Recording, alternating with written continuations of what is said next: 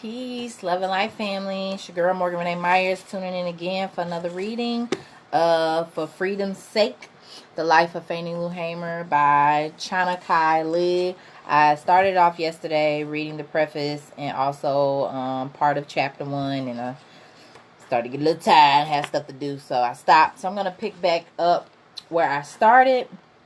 I'll read the last sentence, the last few sentences of where I ended off.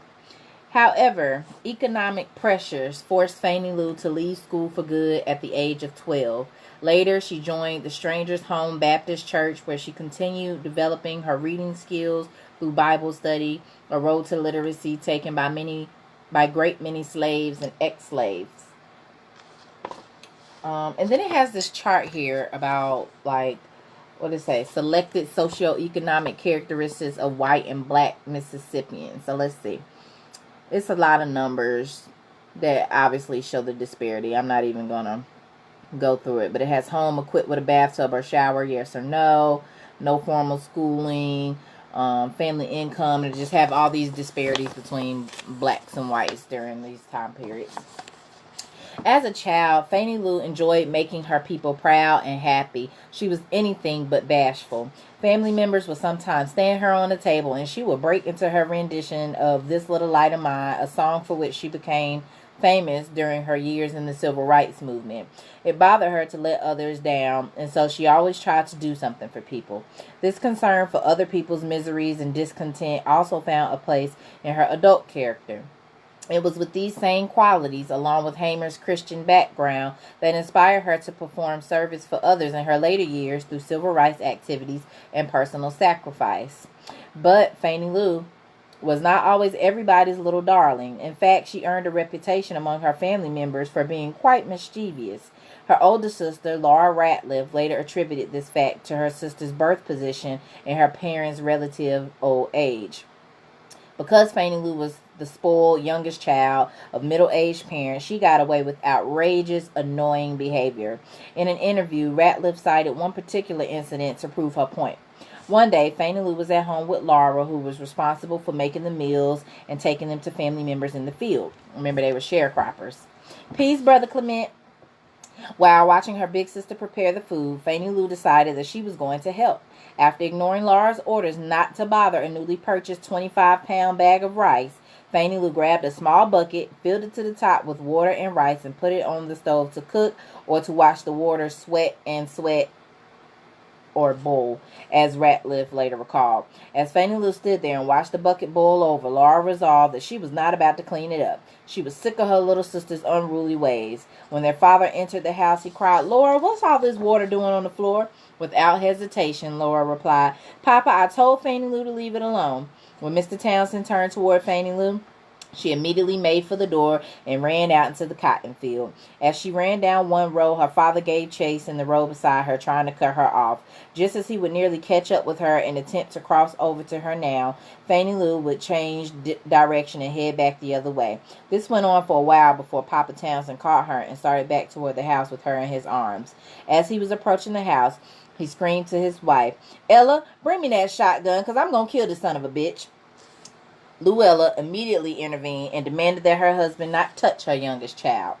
In reflection of this incident, Laura Ratliff noted, and that's how it was most of the time. Papa would want to whip Fannie Lou because she was just too bad, but Mama wouldn't let anyone touch her. Whenever Fannie Lou wanted a piggyback ride, Luella would demand that the other children give her one, even if they weighed much less than Fannie Lou, as was the case with Laura. James Lee, in turn, would demand that the older children not give in to the youngest and threaten to spank all involved if he caught them going against his wishes. It was not clear whether Hamer had an abusive or decidedly negative relationship with her father.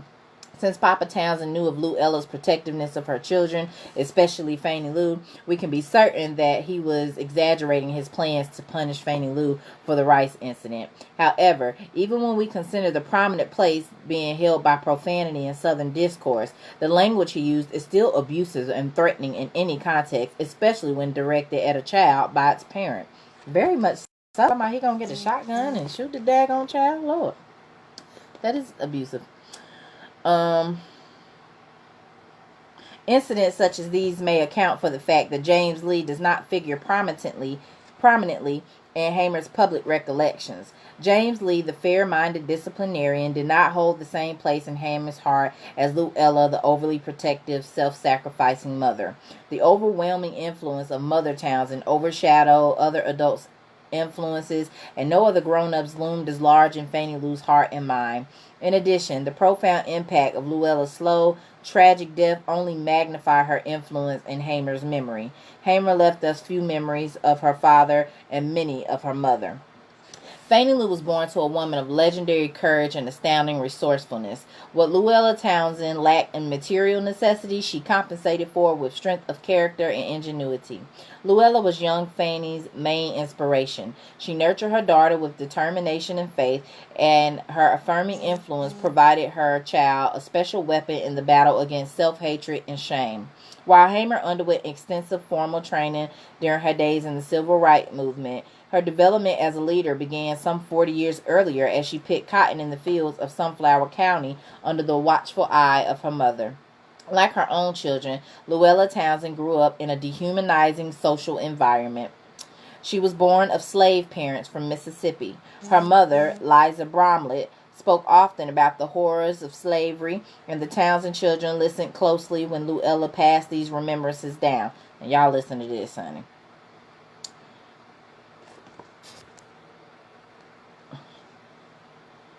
Okay.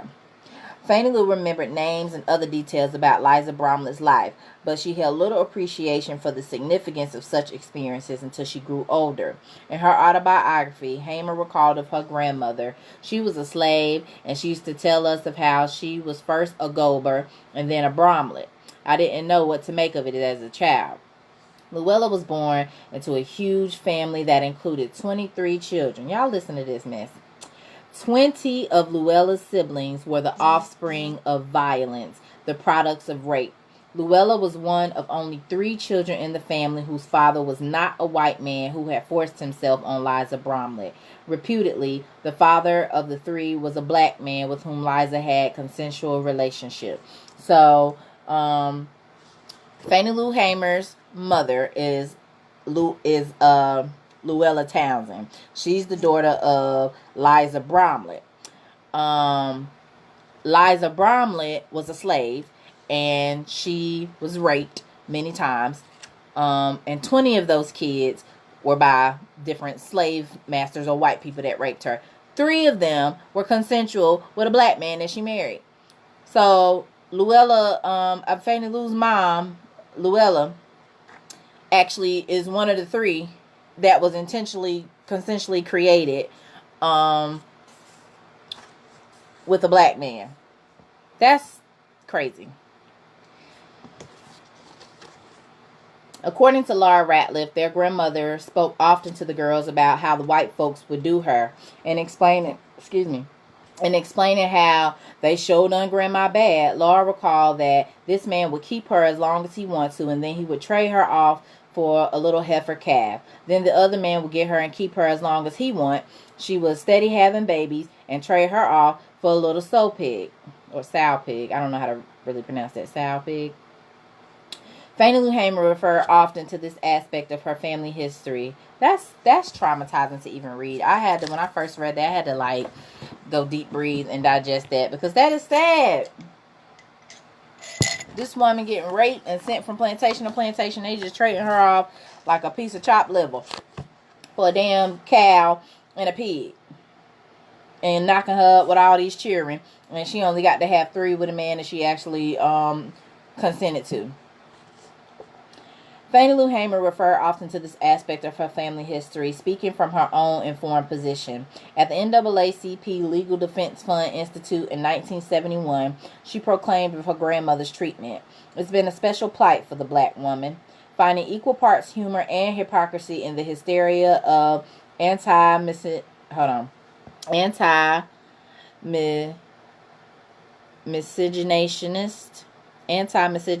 She noted that it tickled her to hear others sound the alarm about racial integration. She had good reason to ridicule such fears. She said that, "I'm very black, but I remember some of my uncles and some of my aunts was as white as anybody in here, and blue-eyed and some kind of green-eyed, and my grandfather didn't do it, you know." So what folks is fighting at this point is what they started. In her remarks, Hamer alluded to what the historian Neil McMillan refers to as Jim Crow's most vexatious problem. Clearly, Hamer was amused by the absurd fear that integration would instigate unprecedented race mixing. Her family's experiences prove that this social fact of Southern life had very deep roots. Of all these experiences, Liza Bromley's ordeal loomed large in Hamer's family history.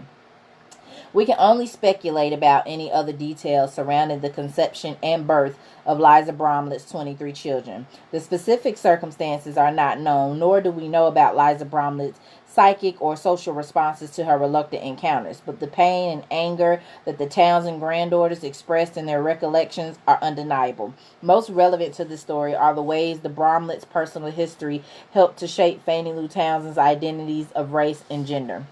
The tale of Liza Bromley's life socialized Hamer for black Southern womanhood. It contained invaluable lessons and a painful truth that Hamer and her sisters could not afford to forget. A black woman's body was never hers alone, and there were often times when she had little say-so over her own reproductive destiny.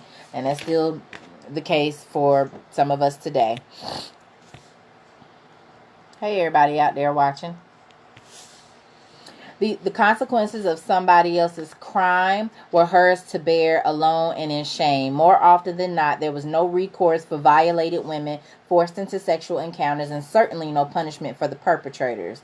Violence and vulnerability filled black female lives with terror. How frightening this must have been for a young child to learn. Some adults could not protect themselves or their children from other adults simply because they were not equal in status, by custom, or by law. Much of what Fannie Lou Townsend learned to appreciate about her mother had to do with Luella's very painful and confusing personal experiences. As Hamer came to have similar experiences in her own adult life, identification with her mother's person and individual history probably intensified. Fannie Lou Townsend was deeply inspired not only by Luella's sad past, but by the efforts her mother made to ensure that the Townsend family could survive physically and spiritually. Luella Townsend was indeed the quintessential outraged mother, moved by anger and determined to make a way out of no way, if only for her children's sake. Through her life, Hamer was deeply impressed with her mother, whom she often referred to as a strong woman.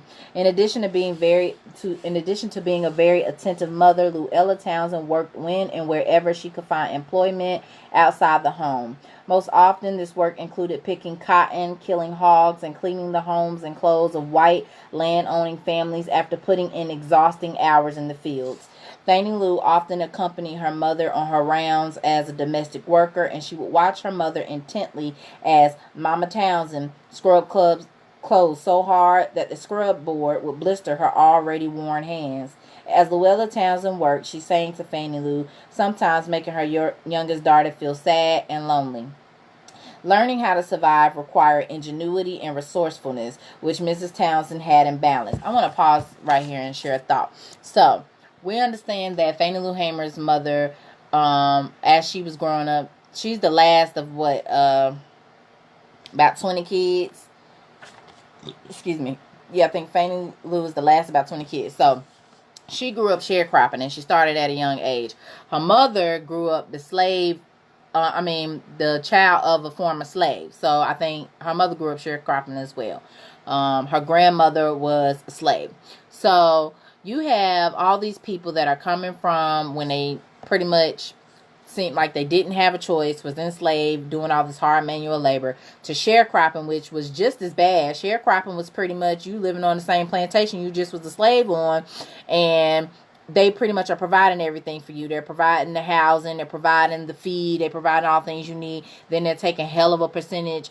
So you still barely have nothing left in the end after they split everything up that you harvested. And I feel like these days and times we really have kind of gotten away from that, especially with the industrial industry and all of that coming through, and machines, and we have all these different jobs. So a lot of us have really gotten away from agriculture, and maybe subconsciously it's because we don't ever want to feel like we're enslaved again. We don't want to have to be out in the heat doing hard manual labor if we don't have to not get paid fairly. But I implore us to build with those of us who do still have access to land and who do still have access to the skills of that green thumb of that agriculture, because it is important and it is necessary and we need it to survive. And especially with the times that we're in today, baby, it's better to know how to plant and grow and harvest on your own instead of depending on the system. Because you see, they close down stores at early, and if I don't know, the way this world been going, what if we don't have access to trucks traveling cross country to bring us fruit and vegetables and stuff like that? At least we either know how to grow it in our backyard, or we have somebody in our community or our family that has land where we can go and put in our own due diligence. It don't have to be like when we were slaves. We don't have to be out there grueling hours, or just, one of us. We can take shifts, take turns. Like, we really got to get back to understanding, because that nature is a part of who we are. Understanding how nature operates, how putting plant and seed into the ground and how it grows and reproduce, that's a part of us. We know how to do that, which is why they ass couldn't have been out there all them years and all that heat doing that. So I would say that we need to get back to that, but also just hearing this, like, it's saddening, because they were doing all this work, and it reminds me now how some people, we're not in the field, but there are some women with multiple kids, and maybe the father is now, typically the father isn't around when I hear women that, I won't say brag, but elaborate on how, they got 2-3 jobs and they in school, and they work full time, and they got kids. And it's like, how?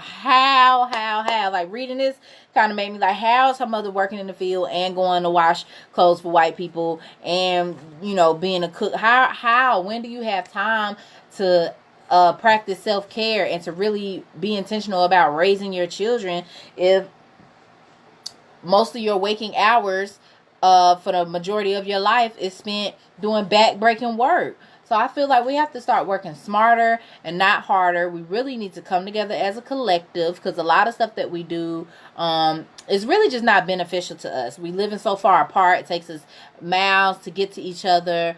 A lot of the work we're doing isn't fulfilling anyway. Clearly, with the times we're in, your job can be taken away, or you're not essential and you're not working no-how. So we need to find other outlets that not only benefit us in the physical, but they just align with, like, our purpose, like they align with our lifestyle. So for me, that looks like getting back to nature, understanding agriculture, the things that I create and how I have access to them. All of these things matter to me for the lifestyle that I want to live. So just something to keep in mind. So back to the book. So learning how to survive required ingenuity and resourcefulness, which Mrs. Townsend had in abundance. For instance, one way that the Townsends earned a living when the cotton crops did not yield enough money was by scraping cotton. They would walk sometimes 20 miles a day in sub-freezing weather to each plantation in the area, asking landowners for their leftover cotton plants. After getting the landowner's approval, Mrs. Townsend would direct her family to scrap the cotton or pick the plant until it was clean. With feet wrapped in rags and frozen real hard because they could not afford shoes, the Townsend family would work through as much as 25 to 30 acres a day until they had scrapped a full 500-pound bale of cotton. They would then haul their bale to the gin, where they would sell it and get some cash for food.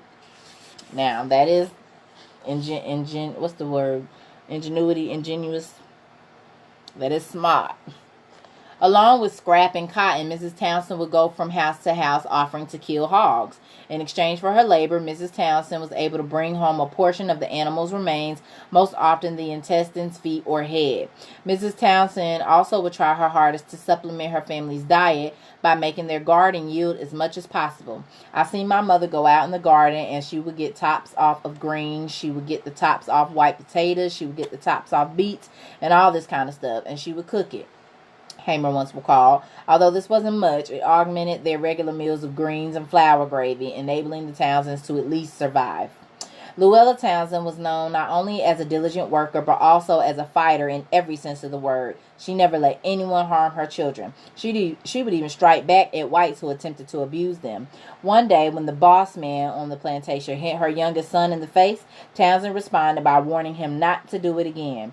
Amused by the warnings of this lowly woman sharecropper, he burst out in laughter and proceeded to swing her around. She responded in like measure by holding his arm while they wrestled to the ground. In spite of the danger involved, she had apparently gotten her point across, for after their duel, this man never again bothered the Townsend children.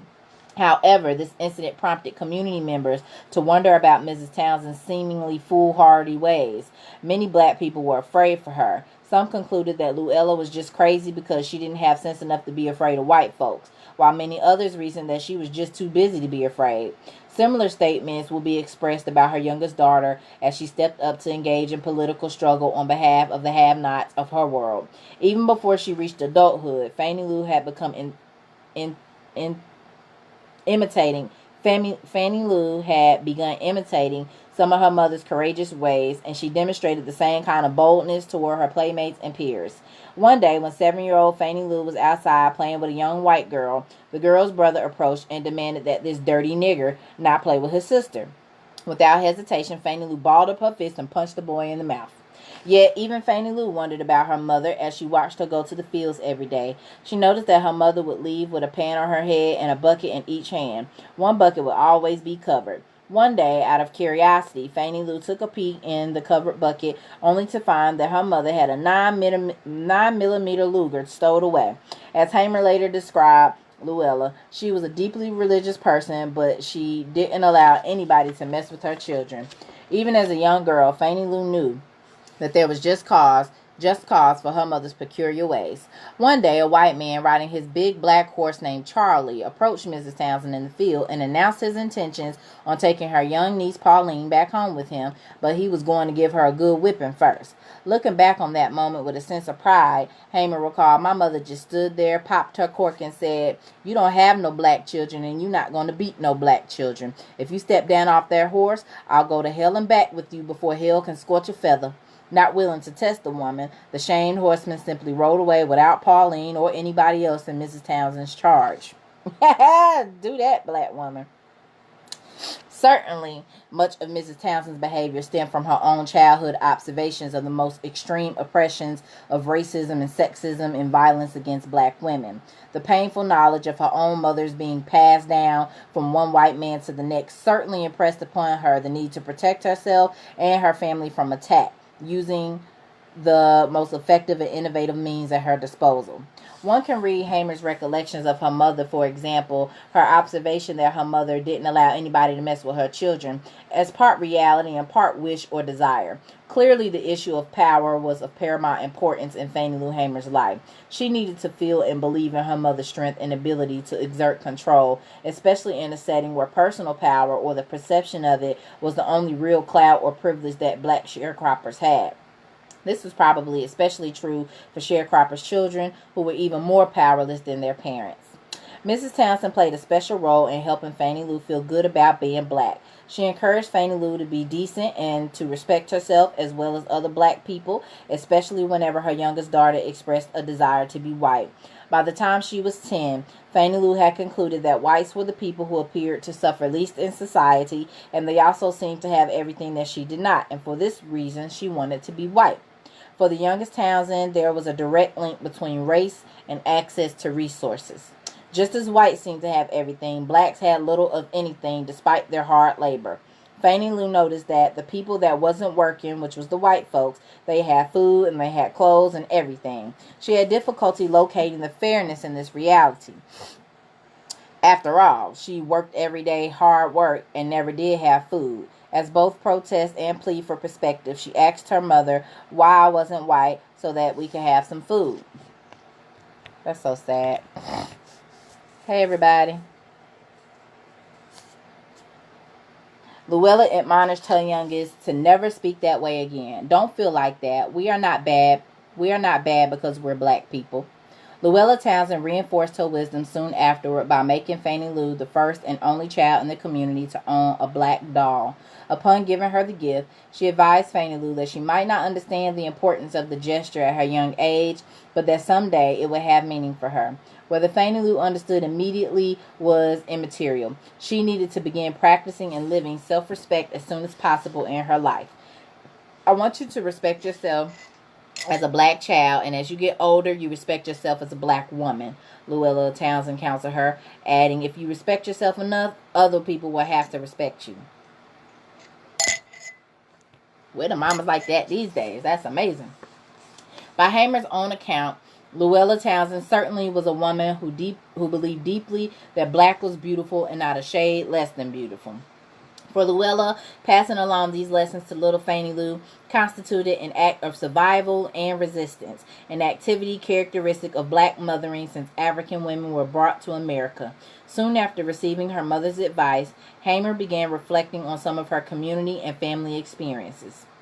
As if she had stumbled upon an important revelation regarding racial inequality, she began realizing it wasn't because this cat, the white man, was the best, but it was because of the kind of crook that he was. You know, the white man was such a crook.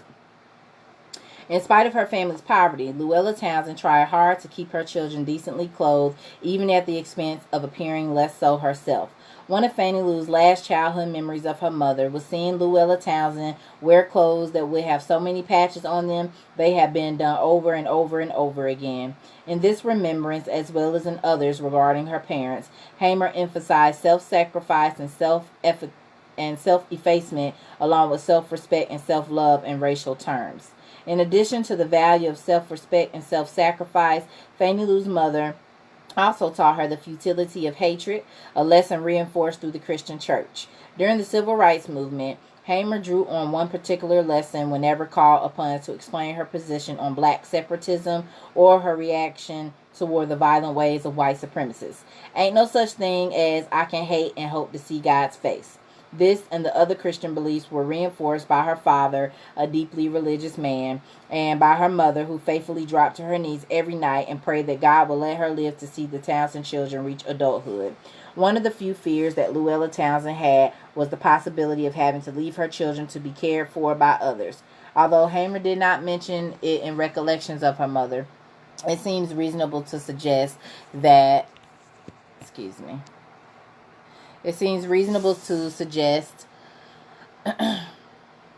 that Luella Townsend was also fearful of simply losing another child. Census records for 1900 revealed that the Townsends had 4 children by that year, but that Luella Townsend had given birth to 6 by the age of 24, two of whom died. While many women during this time period may have lost far more than 2 children, losing even one had a lasting impact. Another way Mrs. Townsend instilled positive values in her children was through song. In this way, she built on an African tradition of using music to socialize the young, build a sense of community, pass on important messages, and allow a release for pent-up emotions and frustrations. She taught her family the value of enduring rough times and the need to work diligently. As she worked the fields as a young child, Hamer noticed that her mother would express herself and other people would express themselves by singing some of the songs and look like we could work harder. As a leader of the Civil Rights Movement, Hamer also used songs to teach and inspire, which helped make her a charismatic leader and a dynamic, mobilizing force for the movement. In this regard, her mother influenced not only the message brought forth by Hamer, but also the method by which it was expressed. Luella Townsend, Hamer, and others taught and inspired through song, though they did not treat music as a coherent, explicitly developed didactic narrative. Instead, the song, as Hamer and her mother used it, was a composite of emotional reaction and social commentary, all designed to create an impulse, a feeling upon which to act.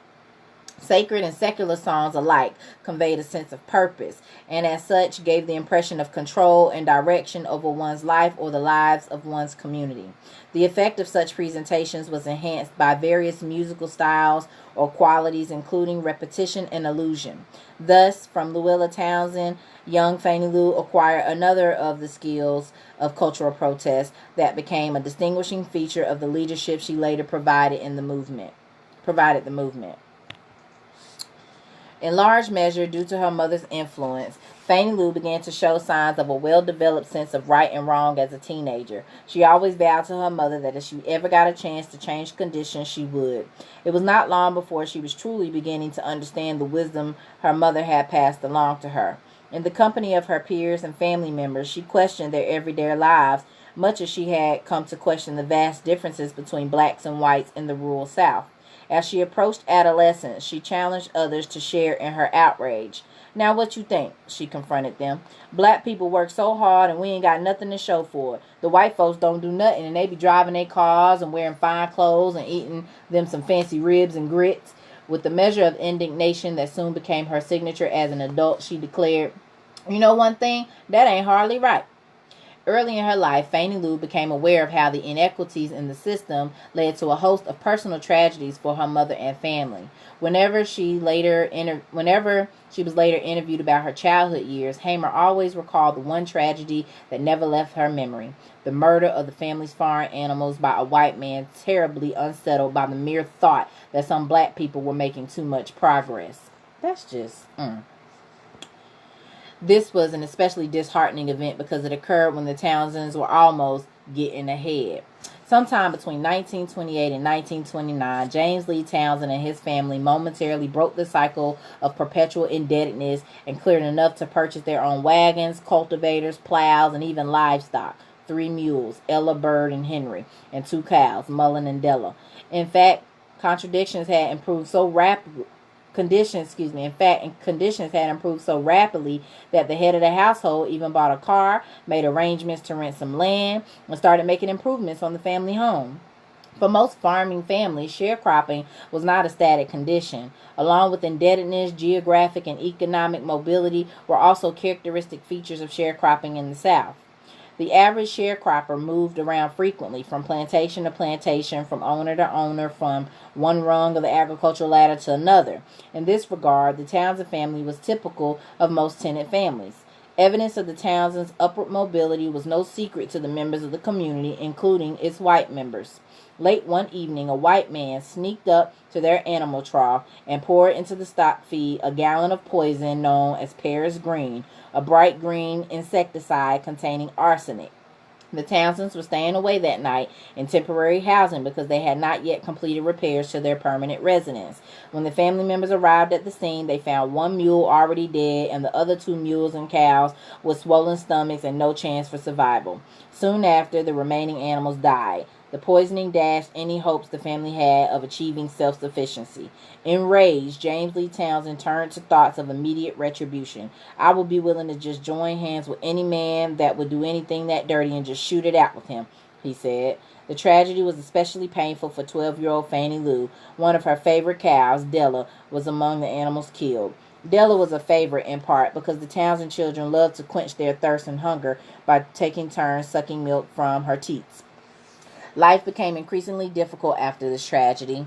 As Hamer recalled, "After that white man killed off our mules, my parents never did get a chance to get up again." Soon afterward, the family went back to sharecropping, or halving, as they sometimes called it. Fannie Lou had to drop out of school at the end of 6th grade and began full-time, year-round field work to help her family survive. That is crazy. In spite of the tragedy, according to Hamer, the Townsends mended their spirits and continued on, but all was not forgotten in her heart. She remembered, "I watched them," her aging parents, "suffer, and I got angry." Like her experience with the deceptive landowner who lured her into picking cotton at age 6, the poisoning incident became a staple in Hamer's public recollections. She told the story over and over, framing it in the same terms she used in characterizing her entire life. Hardship and persecution met endurance and resolve. In emphasis and interpretation, Hamer seemed to be offering justification or rationale for her activism by noting that she watched and got angry.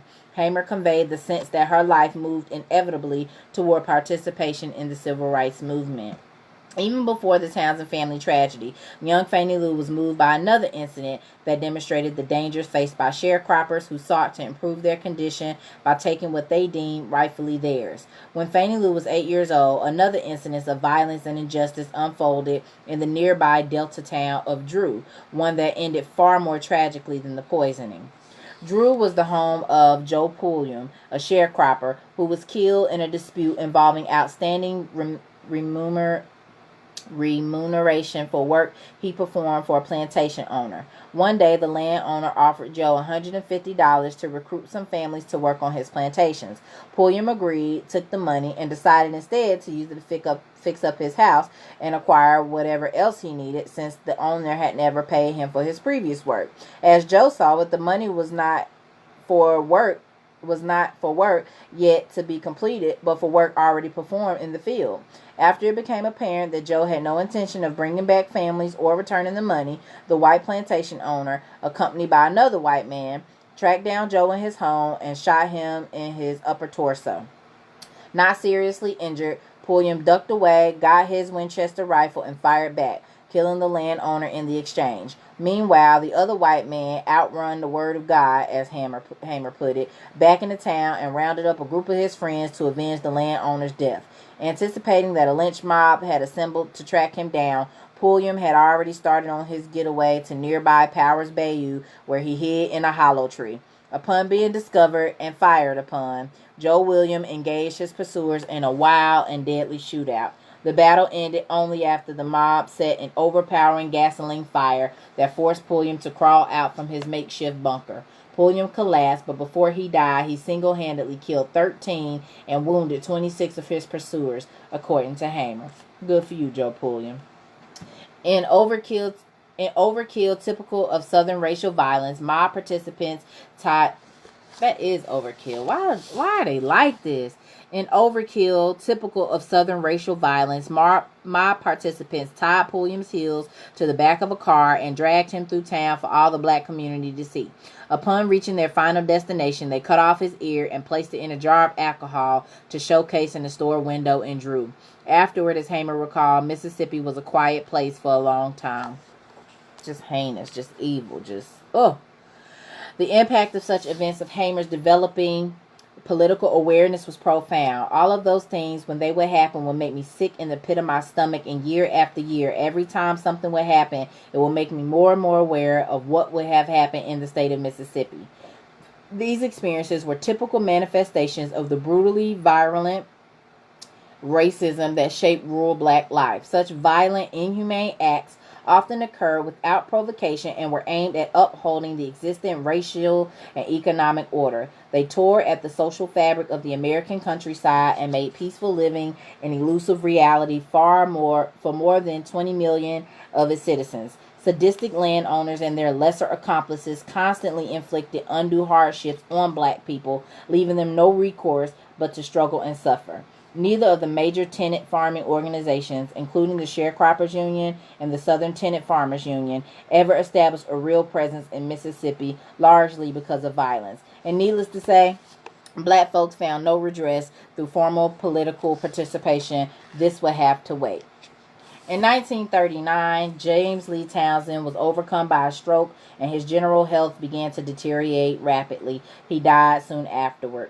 One of Hamer's biographers, Susan Kling, notes that this was a time of travail for young Fannie Lou Townsend. This was also the period during which Luella had a severe accident as she was clearing land for cultivation, a process known as deadening. All for a measly $1.25 a day. A piece of wood flew into her eye.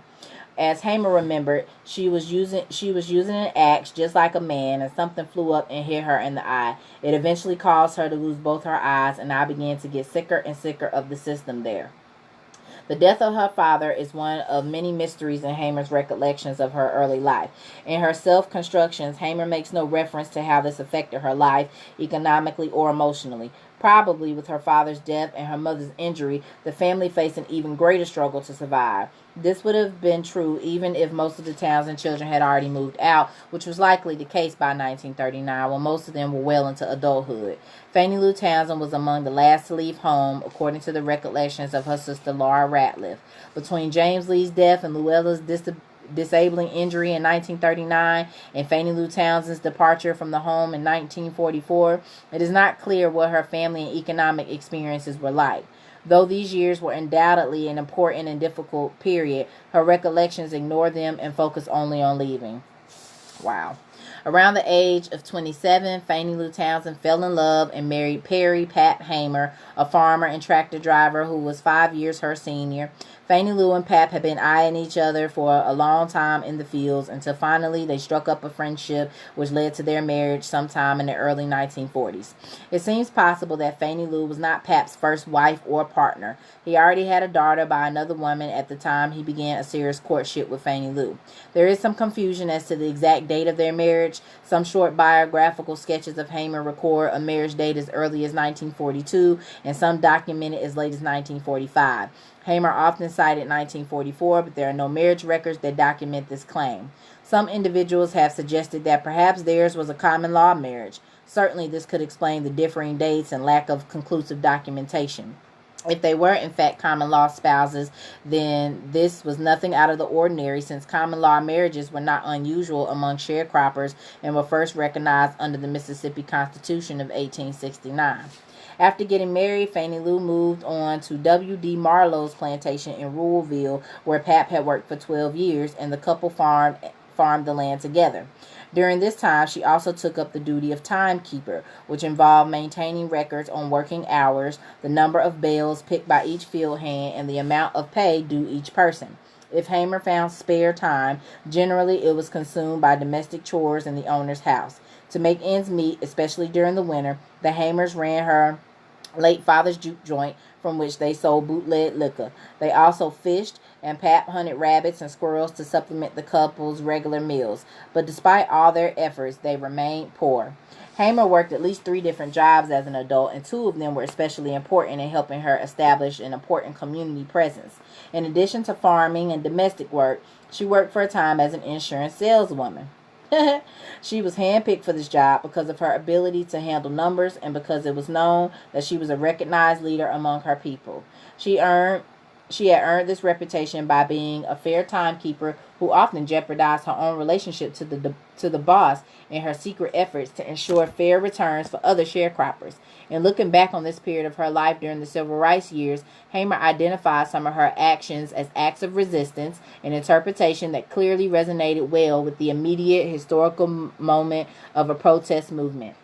If her timekeeper experiences counted for something, then she had a long background in civil rights, a background that included daily acts of resistance dating back to the 1940s.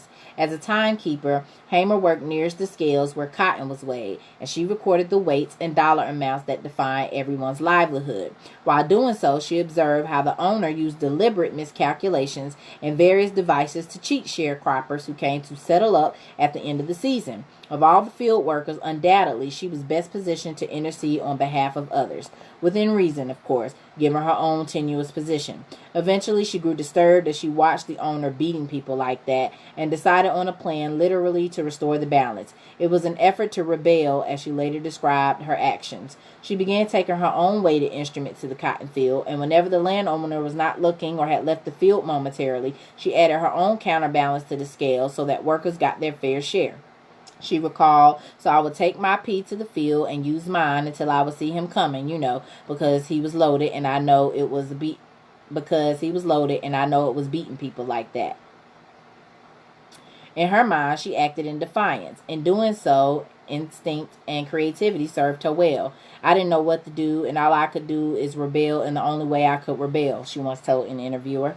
Fannie Lou Hamer once described the home she lived in with Pap as pretty decent. They had running water indoors, though no hot water, a bathtub, and an inside toilet, though it never flushed, so they still used an outhouse. This outhouse became a constant reminder of the indignities blacks faced, especially when Hamer discovered that the Marlowe's family dog, Old Honey, had his own bathroom indoors. One day, while cleaning the bathrooms in the Marlowe's big house, Hamer was interrupted by Marlowe's daughter, who told her, "You don't have to clean this one too good. It's just Old Honey's." Soon afterward, Hamer discovered that Old Honey was a dog. As in her childhood, Fannie Lou Hamer did not have much social or recreational time. When she did engage in non-work related activities, they usually involved some type of church function or going fishing with Pap. Curiously, Fannie Lou Hamer also loved to go to the drugstore and pick up detective stories about the FBI and the Justice Department. It is not clear which stories Hamer is referring to in her memoirs. What seems significant about this memory is the point at which she revealed it in August 1968 during an interview about her general movement activities. By 1968, Hamer already had a relationship with the FBI.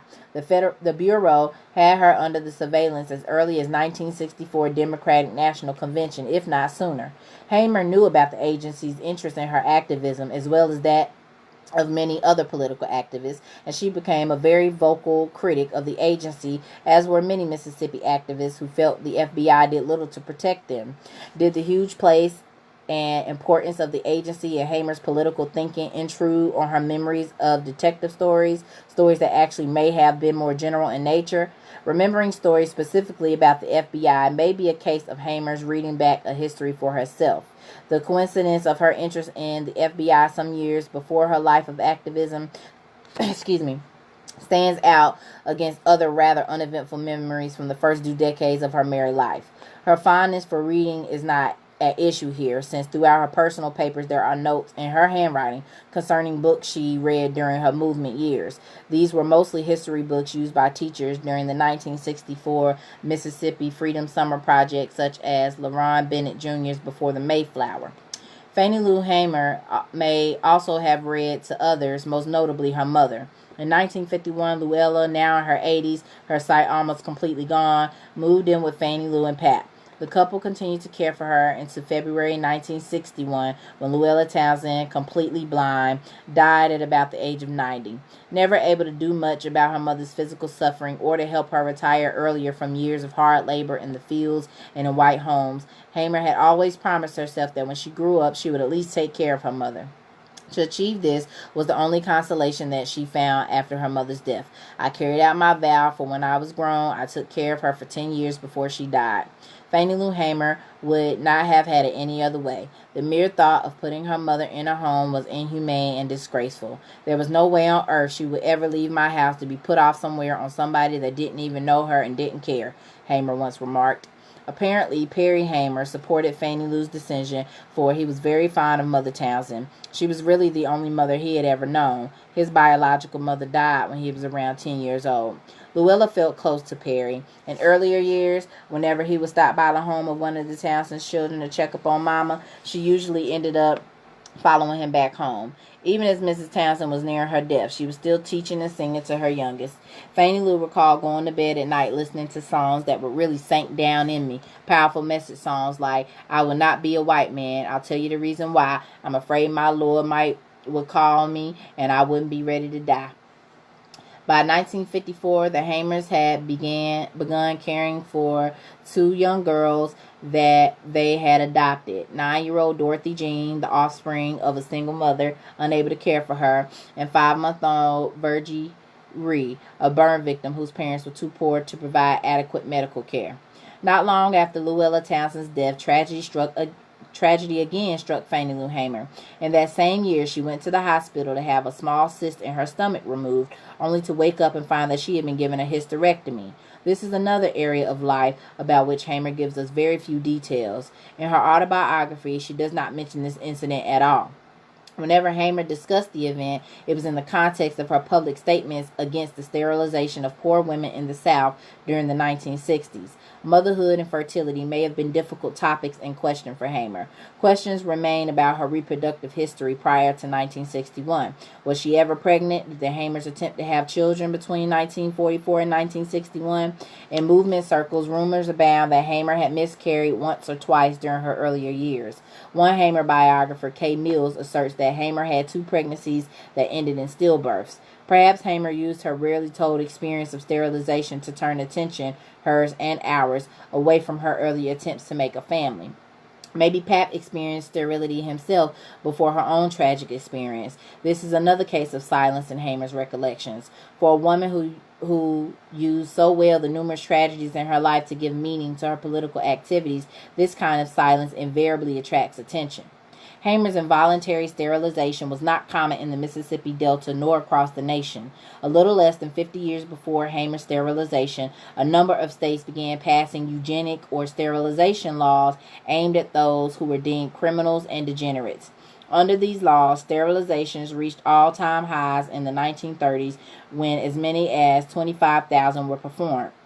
In the mid-50s, numerous new statutes were introduced that targeted welfare recipients and were based on the premise that the state needs to step in and do something to curtail the activities of those who allegedly saw parenthood as a money-making venture in the form of increased welfare benefits. The racism behind these measures were apparent in debates concerning a proposed Mississippi statute that received a great deal of national attention in 1964. The prevailing sentiment was that an increase in Mississippi's black population endangered both the racial purity and economic progress of the great Magnolia State. Presumably, African American children and their parents will be wards of an ever-growing welfare state, thereby draining the state's dwindling resources. Some white Mississippians felt a need to address such an impending danger by proposing a bill legalizing sterilization, a bill for which they had great hopes. In his forecast of the bill's impact on Afro-Mississippians, Representative Stone Bainfield of Kosciusko, Mississippi, remarked, "When the cutting starts, they, black people, will head for Chicago." This bill proposed that it be a felony for a parent on welfare to have a second or subsequent illegitimate child, punishable by serving 1 to 3 years in the state penitentiary for a first conviction and 3 to 5 years for repeat offenses. This was known as a sterilization bill because in exchange for a jail term, offenders could agree to sterilization. Due to nationwide pressure, Mississippi lawmakers eventually abandoned the sterilization idea and reduced the crime to a misdemeanor with a 3-month maximum jail term. Yet this same pressure had little, if any, impact on the type of illegal sterilization that Hamer fell victim to and spoke out against. After the hysterectomy, Fannie Lou Hamer went back to the fields. She continued to speculate that hard as we have to work for nothing, there must be some way we can change things. There must be something else. She kept hoping and praying, and finally, during the summer of 1962, Hamer seized an opportunity to make change. This was the year the Student Nonviolent Coordinating Committee, SNCC, descended on Ruleville. Woo! This woman got a story. So that's the end of chapter 1. Delta Daughter. Chapter 2 is called Black Woman Leader, and we'll get into that another day. I appreciate y'all for tuning in, and check in with y'all again soon. Peace.